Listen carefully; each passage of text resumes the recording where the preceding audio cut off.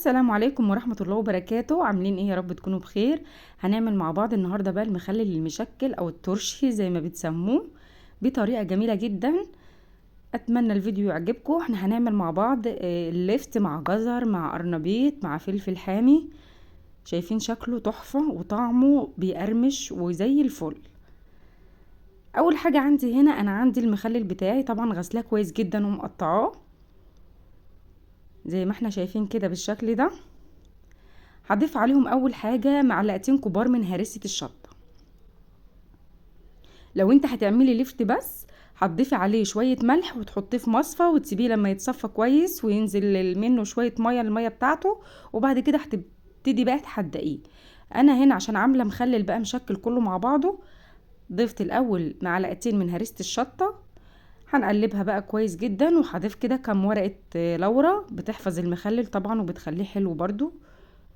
هنقلب بقى كويس كله كده مع بعضه. لازم انا اغلف المخلل بتاعي كله بالشطة.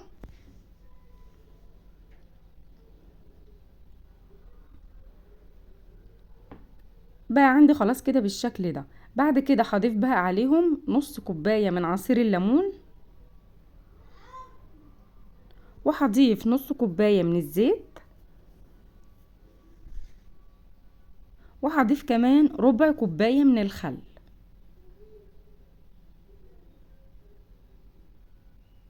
هنقلب برضو المخلل بتاعنا كويس جدا.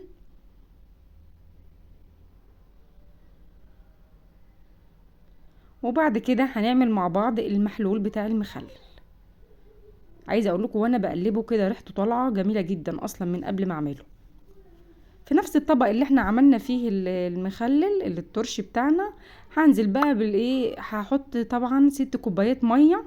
طبعا انت هتعملي المعيار على حسب الكميه اللي انت بتعمليها، يعني كل كوبايه ميه عليها معلقه ملح. كوبايه الميه عليها معلقه واحده بس من الملح.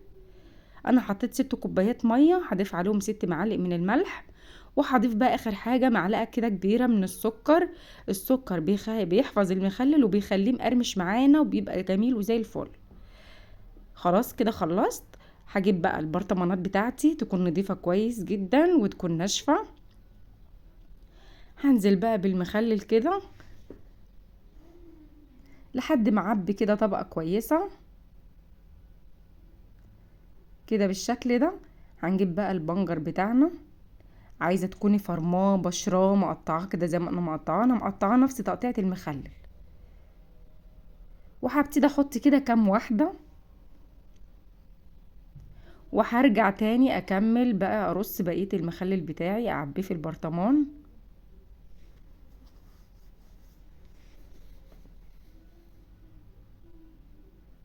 كده بالشكل ده. هي الكميه اللي انا كنت جايباها للاسف ما ملتش معايا البرطمان التاني، بقى ناقص يا دوب بس ربعه كده. حطيت على الوش برضو كام واحده بنجر وورقه لورا، وهبتدي بقى هنزل بالمحلول اللي احنا عملناه مع بعض. هعبي البرطمانات بتاعتي. لازم المخلل يكون متغطي بالميه كده زي ما احنا شايفين كده بالشكل ده. شايفين شكله اصلا من قبل ما يستنى يوم او يومين تحفة. هو يوم يومين بالظبط وتالت يوم تبتدي بقى تاكلي منه.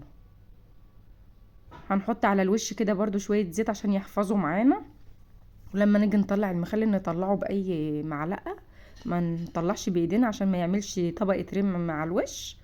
وكده خلاص انا هبتدي بقى اغطيه وهسيبه لمدة 3 ايام، وشكله هيبقوا زي ما انتوا شفتوه كده في الاول تحفة تحفة بجد بجد روعة. جربوا بقى تعملوه كده بالطريقة دي، حلو قوي. وبكده يا حبايبي بنكون وصلنا لنهاية الفيديو النهاردة. اترككم على خير في فيديو جديد، والسلام عليكم ورحمة الله وبركاته.